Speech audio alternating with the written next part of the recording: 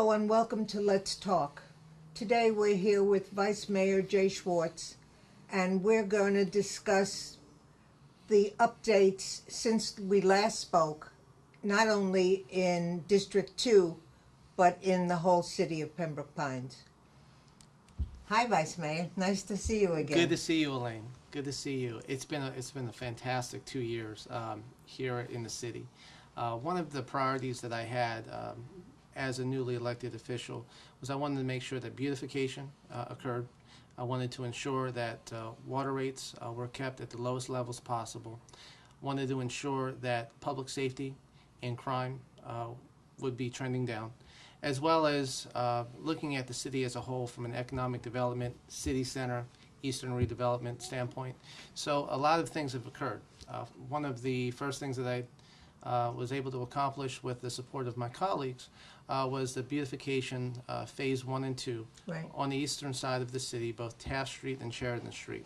So many folks who drive Sheridan Street now will see all new shrubbery on the eastern half of Sheridan Street, and the city is commencing the western part of Sheridan Street from Hiatus going west to Flamingo Road. We're going to be receiving some new shrubbery there as well. Taft Street, shrubbery between Douglas and University is going in. Currently, the South Broward Drainage District and the city were working together in order to save taxpayer money. Initially, the project was bid out well over $1 million. It was just too much. City manager and I worked together, reached out to the drainage district. We were able to piggyback on a project that was approved many years ago, saved the city nearly $700,000. My goodness. Just by doing that. So the Taft Street, once the shrubbery is in, Taft Street will be completely repaved, and it will be a seamless transition so that the eastern half of our city looks just as good as the west. That being said, As it should. as it should, and It's one city. one city, and as vice mayor at last week's meeting, I asked city administration, my colleagues supported it. This year is the year of beautification citywide. I call it Operation Clean Street. Pressure cleaning sidewalks, medians, debris, and all homeowner associations. It's a volunteer program. All homeowner associations citywide can participate. We also have our commercial business shopping centers that also need to embrace it as well. I want to make sure that What kind of feedback are you getting? it's all positive. 2 years ago, we launched the Natalie Belmonte Award for citywide beautification and gardens. That's an annual event that comes up every May. And now we are looking at creating a sense of when you drive into Pembroke Pines, you know, regardless of whether you come in off of Pines Boulevard, you come in off of Sheridan Street, you come in off of I-75. I want the people who drive in our city know that it is definitely Pembroke Pines. And we get that feeling when we go to other communities such as Weston, a little bit of Carl Springs. So we know what it's like when you drive into another city. Pembroke Pines is no different. And I'm excited about this citywide beautification program. Other thing I'm excited about is the our ability to provide a level of service at a cost that's actually less. For the first time in many years, our city budget expense side went down 4.5%. Good for us. So our millage rate is low, our debt service is low, and the quality of services provided to our residents is at a high level. Which it always was. And I want to speak about one of the ways that we were able to save residents money, and that was through transition from one refuse program to what we have as Waste Pro. We now have 2 bulk pickups a month, cleans up the city. The bulk pickups occur on the same day in the single-family homes, occur on the same day as a normal pickup. So it basically provides a streamline. You only have garbage 2 days a week. Our recycling program has been phenomenal. That recycling program Phenomenal. is fabulous. The blue cans aren't big enough. The blue cans aren't big enough, and the green cans are too big. So if there's any residents out there who are concerned about the size of their can, they can contact Waste Pro and they can go ahead and make the change. But I can tell you from my own home as well as my neighbors, 80% of everything that goes out through recycling, and the best part, by doing it that way, it actually saves us money. So the residents received a reduction in the garbage fee. They saw a reduction in the water fee. So that green and white bill every month has gone down significantly. And I know that was beginning to be a problem for some people, the water bill. I mean, that Absolutely. was the only thing that they were complaining about. One of the things that Nice to see that it went down. when I was going door to door, yes, the water bill was extremely high. Yeah. We saved nearly 20% just on that side of it, and we were able to put down a significant investment in our road and bridge fund. No one likes potholes, and they have to be paid for. So here's a great scenario: you reduce the overall green and white bill that everyone gets every month, and you're able to make an investment in your roads. It's a win-win. It's a win-win. You know, good-looking roads, again, beautification. Public safety is my number one priority. This commission took a historic step, working with Sheriff Scott Israel, to merge our communication center with the county. And that was a very, very, I would say, a discussion that took a extraordinary amount of time because it had to be right. It's I believe, one of my personal highlights, being able to work with Sheriff Israel to get his commitment that the county had to follow the Pembroke Pines way of dispatch. Ah, okay. The county wanted Because it the other way around. we were much faster than the county was. Much faster, best practices. So Sheriff Israel adopted the Pembroke Pines standard, and that's what gave my colleagues and myself the opportunity to say, yes, if it's going to be the Pembroke Pines way, then yes, we will support this regionalization. And Elaine, it's working. The transition occurred with our city just a few short weeks ago. The numbers are coming in. I have spoken with residents who have dialed 911. They see no change in service. Our public safety personnel who do the responses, they basically have said it's been a seamless transition. So Pembroke Pines got it right. And by doing so, we saved $1.3 million on top of it. Oh, well. That's quite a sum to save. One of the things that, specifically in District 2, that prior to coming into office, home burglary was extremely high. That's what I heard. And despite the efforts of our chief and our great law enforcement, they created what's called a BST, burglary suppression team. I'm proud to say that in District 2, in the first year of comparing stats, it was a 38% drop. Wow. The second year was a 9% drop. Now, right now, my zone is the only area citywide that's seen that drop. And I recognize as a city commissioner that we have to protect all residents. And I'm pleased to see that city manager is proposing an increase in law enforcement personnel in the upcoming budget. Is that what did it? More personnel on the streets? Actually, our police department have been working with less.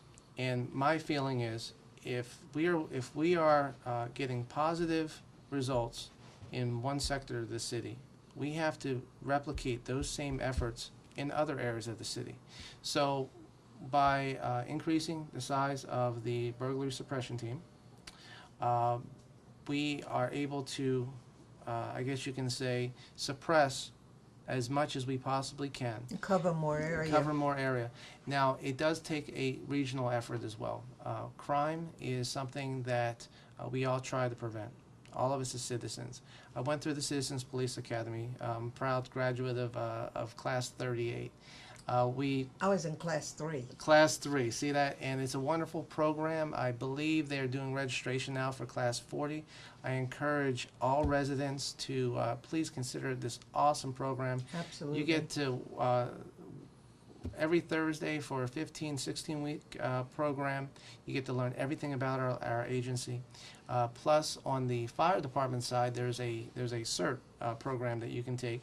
It's a shorter program, but basically it I was in class 1. You're in class 1 of CERT too? Oh, see, I have to do that, Elaine. You've got. That's a great. That is a great one. Great series too. Yeah. So, as a community, I mean, we're definitely heading in the right direction. City Center.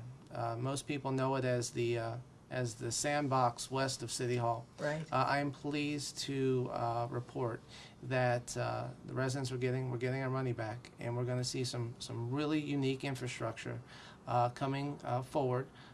City Commission hasn't voted on yet as of the date of this taping, but there's a rendering that was released some months ago of what City Center is going to look like. I'm excited. We are moving forward as a city. And we have people interested in the property. We sure do. We sure do. And Wonderful. My background in real estate, and also in construction, I bring a unique perspective, and I'm able to share those perspectives with my colleagues, with city manager, to kind of look at trends and be able to move our city in a direction that it definitely deserves. But I will tell you, another thing that I'm very passionate about is public education. And our state has just not met the bar necessary to provide the level of public education for our children. I have met with Superintendent Runcie firsthand. I have traveled to Tallahassee. I have spoken to members in Washington, D.C. About public education. We as a city, as a state, as a country, have to do more to provide adequate funding to support our great teaching personnel, our students, and we have to get this right.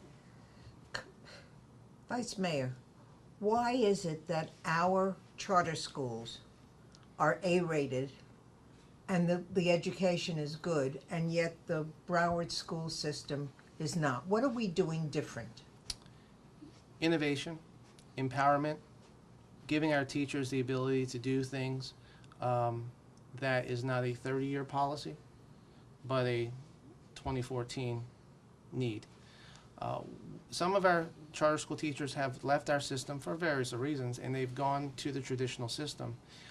They have basically taken the charter model, placed it in their classrooms. Oh, so that's good. And now, when I spoke with Superintendent Runcie last week, I advised him, we have some teachers who are, moving and back whatnot. in the Broward system. Back in for various number of reasons, but they're basically bringing our model to the traditional classroom, and the students and those schools are actually seeing results to the point that their own teaching colleagues want to replicate it. So I'm excited that charter is making the ways into the traditional system. But I sign honor roll letters for all of our students, and one of the things that saddens me is when I see schools in District 2, grades are dropping. And when I say grades, I'm speaking of the physical school grade. One school, PLE of Johnson Street, made a principal change, and Chairwoman Patty Good invited me to participate in that community outreach for the selection of a principal, and it's definitely making a difference. Currently, it's a D school. We have to get it back up to the level of an A. There's just no question about it. So one of the things as a city commissioner, we do have an elected school board, and that traditional school board, your property taxes pay into that. The school board handles that. However, there's a direct impact when the school isn't rated at an A level. It impacts property value. Sure. It impacts the community, but more importantly, it impacts those kids. And I know when I was looking for a house when my kids were young, the first thing I looked for was a school district. absolutely. And they still do that today, Elaine. And here's the great thing about it. Collectively as a city, we're fine. We have some pockets of opportunity. And this is the reason why 2 weeks ago I asked our city commission to meet with the school board, and we're going to do that in June. We have to get this right, Elaine. We have to succeed together. And the funding issue, Do we have a way to help the county? I think we do. I believe we do. I believe that there are some on the school board who are open to hear ways that we can bring, public education and, Right. forward. So important. It's too important. Now, we do have an influx of other charter school systems in our city as well. Yeah, they're not like ours though. Well, they're They're not- not run like ours. Yeah. Clearly, they're not run like And ours. We're the only they're municipal. not really public schools the way ours are, right? They are public schools. They are public schools, They are. but they're not municipally run, and that is a key difference. See, I am so proud of our charter school system. We are the largest in the nation. The President of the United States recognizes our system. Former Governor Jeb Bush recognizes our system for the outstanding efforts. I know So- the Secretary of Education. And the Secretary of Education. So if we can have two elected officials like that to come together, surely we can make some strides here locally. I'm just waiting for the Broward Teachers Union to come on board and support our efforts. That would be fantastic because it will show a sign that, just like what Governor Cuomo did up in New York, basically told the New York mayor, listen, charter school systems in New York City, in New York State are important. They're also important for parent choice. There are people who have an issue with charter schools because they mix charter schools and vouchers. A charter school is not a voucher system. Right. A voucher It's system. a public school. Exactly, it's a public school with basically Where the parents do not pay a tuition for the child to go to school. exactly.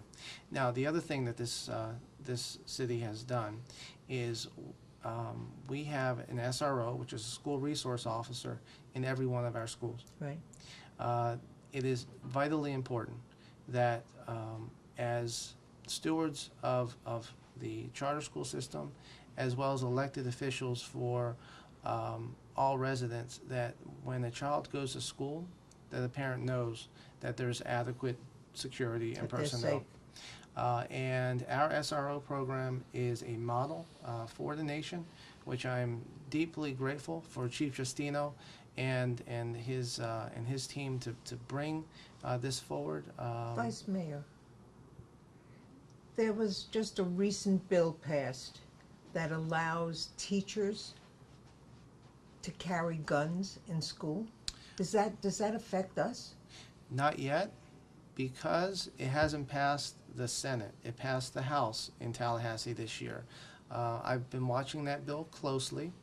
All signs indicate that it's not going to get through the Senate. I hope not. There is a need for us to re-examine our ability to keep children safe. And you asked me earlier what makes our charter school system different. We follow Broward County security standards. Not all charter schools do. They don't have the fences, they don't have the SROs, they don't have the bus standards, Oh, and that is a clear difference. So sure. clearly, we have to have public education, increased funding, but we also need reform at the same time on the charter school side, because we can't have a school just pop up, take money, and close. It's unacceptable. So those are the ones that the superintendent and I have an alignment with, and we are working hard, I believe, together to achieve only high-quality education for all children. One of the things that I promised the residents of the city is transparency and open government. One of the actions that was proposed by me was to videotape all citizen boards, whether it's the Planning and Zoning Board, the Board of Adjustment, or your Landscape Advisory Board, and it gives the residents the opportunity to see what it's like to see government operate. That being said, we also have moved forward technology that's made our government more efficient, and the issues that we have facing us in 2014 and beyond, a lot of it can be solved with technology. One of the things with a new city hall, there's going to be a whole bunch of savings there. The building that we're currently in is very inefficient. This building will be sold, and the land will be placed on tax roll. We could be looking anywhere between $3 to $5 million in additional tax revenue. Just from this property alone. Just by selling this and using economies of scale with our civic center. The other thing that I love doing is talking to children. I have Girl Scouts and Boy Scouts and youth groups visit me all the time in this office. I give them a tour of City Hall. Civics is vitally important for me. When you understand what it means to serve your city, serve your community, good kids come out of it, you know, and I like to catch them early so that we don't have the issues Good for you. that we face. And this city commission adopted the civil citation program, which gives kids a second chance in life. And listen, it's all about their future. For me, I'm here to make a difference with what comes across my desk today, but I'm always thinking about what it's going to be 10, 20 years from now. 10, 15, 20 years from now. That's why we serve. That's why we sacrifice. And clearly, I'm honored and blessed to have to be here in the people's seat. And I will serve as long as they want me here. Thank you so much, Vice Mayor Jay Schwartz. It's a pleasure to talk to you. You've got so much happenings. You're doing so much for this city. It's just wonderful. Thank you, Elaine, and thank you for doing what you do. It's a wonderful program. I see you at all the events, and again, we just had our 54th birthday. 55's around the corner and beyond. Double nickels, they call it. Double nickels. Double nickels it is. So anyway, thank you so much for your time today. Thank you.